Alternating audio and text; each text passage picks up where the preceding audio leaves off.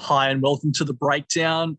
Newish footy VOD slash podcast featuring myself, Cody Atkinson, and Sean Lawson. Sean, how are you going this week? Hey, I'm pretty good. Fake spring has arrived, as you can see from the bright sunshine behind us. Beautiful day out here in Canberra, and the capital of football in the country, because it is the capital of Australia. Thanks for those who watched last week and provided us feedback. We really appreciate everything that you've said and sent to us, and thanks to anyone who sat through it. This week, we've had a few tweaks to the format. You can consider this the first real episode. In future weeks, we might have some guests, might play with it a bit more, but we're going to try to make it a bit shorter and a bit more concise. The elimination finals, we saw the Bulldogs knock out Essendon. And look, it looked close up until halftime, but it was a bit comprehensive by the end. What was your take on that game?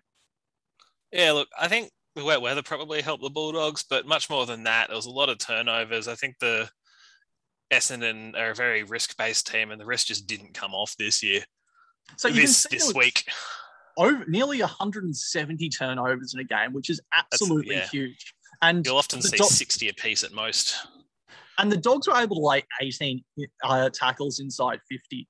That's just, they couldn't transition the ball out in the wet weather conditions, the Dons, and that's probably what killed them. Got Shaki coming up and kicking a couple of goals. I think the Dons severely overperformed expectations at the start of the year. I don't think anyone saw them as finals team, and I think it was a good performance for a team to be knocked out there. Yeah, someone was going to fall into eighth with barely a winning record, just given the way the year went. And, props to Essendon, it was them. But yeah, I think the other thing I thought we saw from the Bulldogs was a little bit of a blast from the past, and just that repeat inside 50 sheer force of numbers winning style that won them the flag in 2016. Maybe not sustainable, but one to watch. Let's move quickly on to the Swans game. Now, whenever you lose by a point, it's always tight, and it was a expected score showed a different picture there, didn't it, Sean? Yeah, expected score. So basically, Champion Data's rating of the average expectations of each shot. It was about a 5-goal win to the Swans. They missed a lot of pretty gettable shots, particularly at the end. And similarly, GWS sunk some real blinders, in particular in the second quarter, out of clearances that just sort of put Sydney well behind the 8 ball, even though they really had the balance of play for much of the day. So you can see there was about 40 less turnovers in that game. It was a relatively more stoppage clearances for both teams, especially for GWS. And that's probably the difference. It was played on GWS's terms. I know it was only a 1-point win. It was a lucky 1-point win. But whenever you can dictate the terms of the game, GWS were probably the slight underdogs going in. Yeah, and we've seen them dig in and eat up time with just clearance, with stoppage after stoppage after stoppage in finals before. Remember that epic against Collingwood, which probably left them nothing in the tank for the grand final 2 years ago. But they basically ground out an entire quarter, just nullifying the game with stoppages. They do have that in their toolkit if they do manage to get ahead. Yeah, look, and I think the Swans are very much of the same page. No one expected, few expected them to make finals at the start of the year, and they put in a great effort in their first final in a while. Yeah, they won 10 more games than last year. So I think we have to move on to the next one. Yep, but, Geelong. So we're going to GWS. We'll walk through the finals as we get there. So we've created some dashboards. If you're looking at the video now, you can see them on the screen here that Sean's going through them on Tableau. We're not 100% ready to release them yet, but here's a sort of a sneak preview of the dashboards. So we're on to, as I get my run sheet up, we're on to Geelong here, and I think it was really interesting on the weekend to see what happened to Geelong in what on paper looks like a pretty huge loss. I think it was a lot closer than that for the feeling for a lot of the game. I think there's this sort of ability that we go to at the end of games that, if it's more than a 30-point margin, we call it a blowout. But the inaccuracy, I think, spoke for a lot of it and spoke sort of for the loss of hope for Geelong during the game. Yeah, I think so. There's always that factor in there. Geelong have a habit of losing finals by not much and losing finals because of specific game factors rather than not being a good team. I think that partially just comes with being in the finals so often. You build up a body of work. So Sean's got up on the screen right now for those who can't see. Geelong finished last 4 points chain points from stoppage clearances. When we talk about chain points here, can you sort by that, Sean, by the way, just for those who are watching, if you click on the bottom, Ali? Yes, I can. If you just click on the bottom there, you can just do it via each of the... Oh, yep. Yep. Just on, there we go. Geelong had the least of the recorded gap. The information we have records of, it's still an experimental data set, and thanks Richard Little for providing it. They just scored 4 points from stoppage clearances. They didn't score any from centre clearances. That's going to be real trouble when a lot of your power comes from that source. And when Port Adelaide are waltzing 5 goals the other way. And when you look at the eventual scoreline, especially through the game, that, you can say that's probably the difference. Port didn't have many more total stoppage clearances, right? They only had an extra 5 or so. So they were just able to convert those into scores. I think Geelong's forward line still looks like a work in progress, and they're rapidly running out of time to turn that into something useful. Now, let's quickly talk about, and intercept marks only got 8 points from that. So we're all talking about ground ball gets from around the ground. That's a bit of a fluky source at times. They need to be able to generate from set ball situations. And I think that's going to be key this week. Now, let's have a look at the positives for Geelong here. And there are a couple of positives. Let's have a look on the defensive dashboard there. Oh, there we go. Let's have a look at season long. Their centre clearance defence generally has been chain points per game is the different tab there. It's the other one there. But they've been the best in the league by some margin at denying the scores from centre clearances. They did it pretty well against Port too. Sean?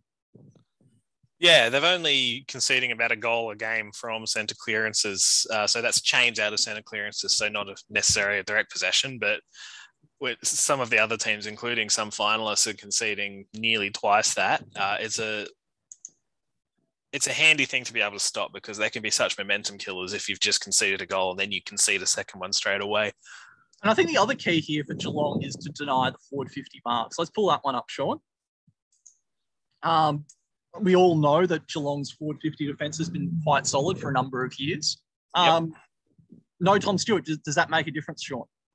I think it has to. I mean, team defence is team defence, but if one of your key pieces, particularly if they're a leader, is out of there, you've got to shuffle everything else around. That is doable in season. We've seen Richmond do it when they lost Alex Rance. We've seen other teams manage the loss of key defenders reasonably well, the West Coast Eagles premiership team.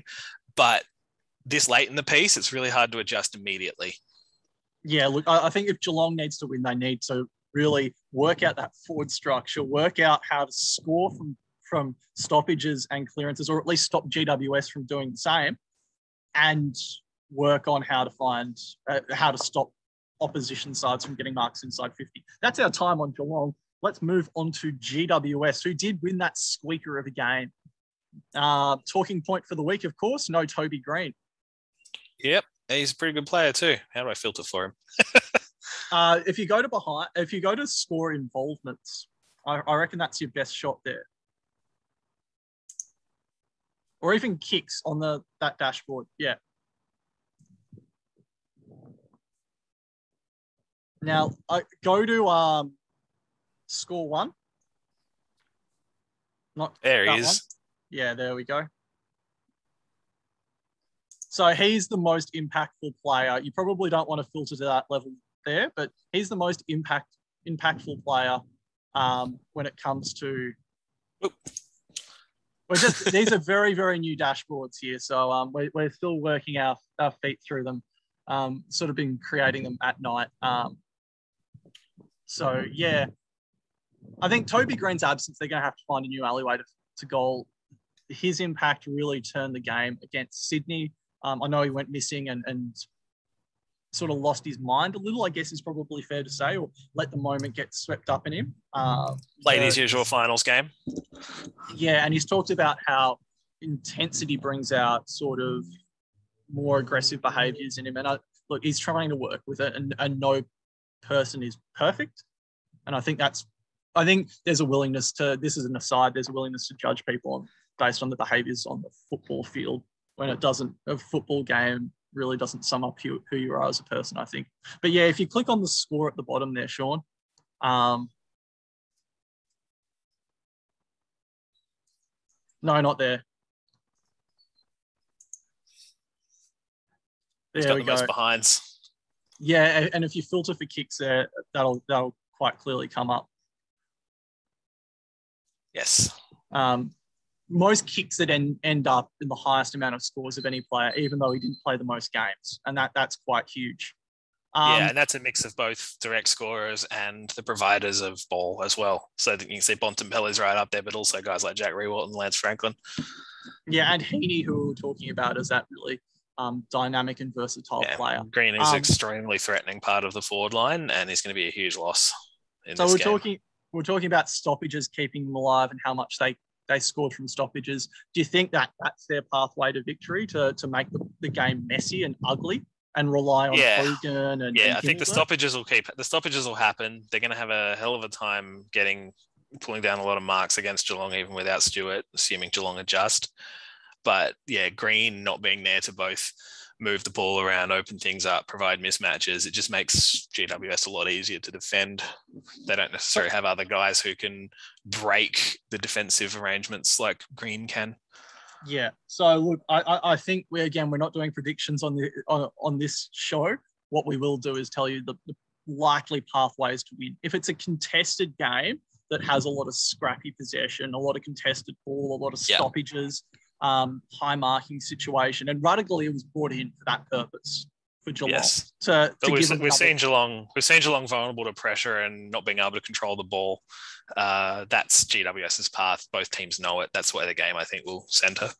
Yeah, and it seems like Geelong will be trying to shift their game style from that super heavy control style into a bit more expecting chaos ball. So if it's more chaos ball, I think Geelong will struggle a bit more. If it's a bit more controlled and orderly and the pace is taken out of it, I think GWS will find it, have a hard time. Let's move on to the second game of the weekend.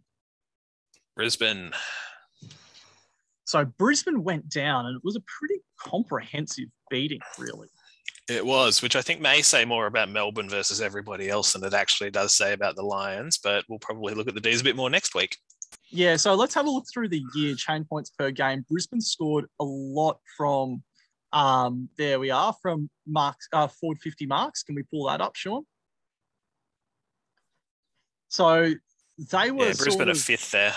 Fifth there, and they had 43 points a game from marks inside, 44 points a game. That's a huge sum. So they found Danaher, Hipwood, Cameron, etc., Bailey, all their good McCarthy. guys up forward. Yeah, with so many good ball users. Now, let's have a look at what happened last week in round 24. If you just filter the round there for round 24. Yes. They got 13 points from it. Yeah, Melbourne denied it really effectively. Effectively, just shut down there. And that change of sort of 5 goals, that's death. It's close to the margin. I'm not willing to attribute this to the absence of Hipwood. I think a lot of it is just Melbourne's defence. Brisbane have shown they can score without Hipwood. They didn't do it here. They probably aren't facing the same defensive juggernaut this week against the Bulldogs that they were against Melbourne. We know 1 versus 1, the Bulldogs are not the best defensive team when you can isolate their defenders. Yeah, so winning the ball from stoppages, moving quickly and isolating the defence, that's Brisbane's path to victory, you would think. Yeah. And that's exactly what the Dogs are vulnerable to. Generating scores from intercept marks. Can you quickly pull that one up, Sean? Scores from intercept marks. Yes. Oh, sorry. Full year? Yeah. Oh, no, even that game. So full year, we can see that they got about 2 goals a game from that. Last week, they got 1 nothing, point. Basically. So they need to be able to generate from the back half as well. They need to work out how to control and generate from the back half.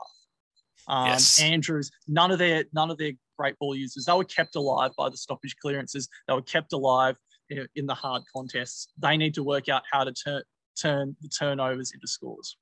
Yes. Let's have a look at the other team, the final team in the week of semi-finals. Bulldogs. So we talked a bit about the Bulldogs, and let's have a look at our piece here that we did for the ABC this week on Bulldogs captain Marcus Bontempelli. We did touch on it before, and it's a good piece. Highly recommend you read it. Let's scroll past the gifts that we might not be able to show, and look. Let's have a look. That gif is hate speech as a Swans fan. Let's keep going. So let's have a look at what makes Bontempelli special. The first thing is his size, right? He is as big as most old school key position forwards and even some current key position forwards. He's about the same size as Tex Walker. There wasn't a taller Coleman medalist than Marcus Bontempelli until 1976 with Larry Donoghue. Yeah, look, and before that, only Fred Fanning was the same height. His size and speed. There are other big midfielders, even Cripps, but Bontempelli, the way he deploys both strength and speed and the ability to use the ball above his head, handball from situations where he's captured. Yeah, he does that arms up thing really well. Yeah, he knows how I to call it the Josh Kennedy. He knows how to handball when diving forward, over the shoulder, quick flick, like all the hands techniques that you'd want. So let's have a look at he impacts the score from contested possessions almost better than anyone else. You've got your key position forward scores more from generally contested marks, right? And you've got more contested possessions by more full-time midfielders. You've got Liberatore, Oliver go to more centre bounces, go to more stoppages. Bontempelli is almost the exact sweet spot you'd want from a modern footballer, in my view. Yeah, I agree. I mean, the reason he's not doing more of contested possession, getting the ball to the outside, is he has Tom Liberatore to do it for him. He could do that more, but the rest of the Bulldogs midfield allows him to do more different things. Let's extremely quickly scroll through the rest of the charts. The charts. Yeah, because we can't look at the gifs. We can look at the charts, though. Yes. So here's Bontempelli with really high meters gained and score involvements pretty much across the league. What that means is, as well as doing a really good contested possession, get the ball to the outside, generate score chains that way, he's also pretty good when he is more on the outside and able to use the ball in a bit of space and be creative and beat a single opponent. And the fact that he can shift between doing both of those things makes him very flexible. Can you see who's the bottom on that? Can you hover over the bottom dot, Sean? So Bontempelli, for those just listening, is almost at the top. Tom Berry is almost at the bottom. Bontempelli is in classes with, he does over 7.5 games scoring, about 7.5 game score involvements and 550 meters gained. There's only about 10 in each category, and he's one of only, I think he's the only one who racks up both numbers. He's the only one he's in both. Yeah, he's the only producing one in this way. He's producing basically what Petraka or Zorko are producing. Yeah. So let's go to his defensive work, which is often overlooked. He's one of the top 10 defensive midfielders in the league, basically. Yeah, good pressure, good tackles. Yeah. So he just gets involved in all the ways. Now, let's flick back to the team dashboard across the year, Sean. And I want to see, intercept mark. Let's say intercept marks. The Dogs do generate a lot from that, and that goes to their high press. Melbourne's the top in the league, and the West Coast. Dogs are really high up. So they play that forward 50 press where they try to lock it in and they pull their defense high.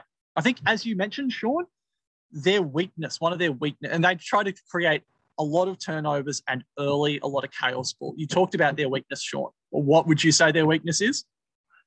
They're not a good defensive 1-versus-1 team. Their individual defenders lose a lot of 1-versus-1 contests when they get isolated. When they're playing really well, they're not experiencing many of those contests.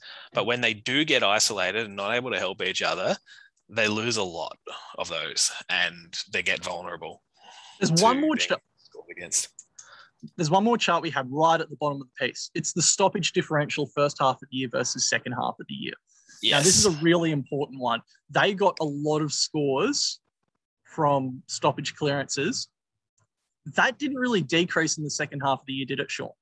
No. What's happened there is they've started conceding more out of them. So with the instability in their midfield mix and not just being able to field the same 4-gun midfielders at every contest pretty much, they started conceding more the other way, and that opened up scoring because it led to quicker opposition entries and more exposure of those defenders who are not necessarily there to grapple one out with an opposing forward.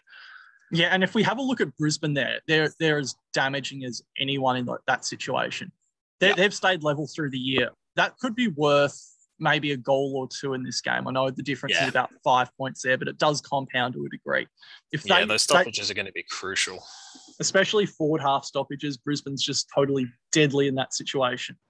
So again, if there's a lot of stoppages, I think Brisbane's going to have the upper hand. If they can play nearly a GWS style of game where they make Oscar McInerney try to beat whoever the Bulldogs try to put up in the ruck post Steph Martin. They'll try English. They might try Young. They might try the Bont for times. Might be Josh Shackey.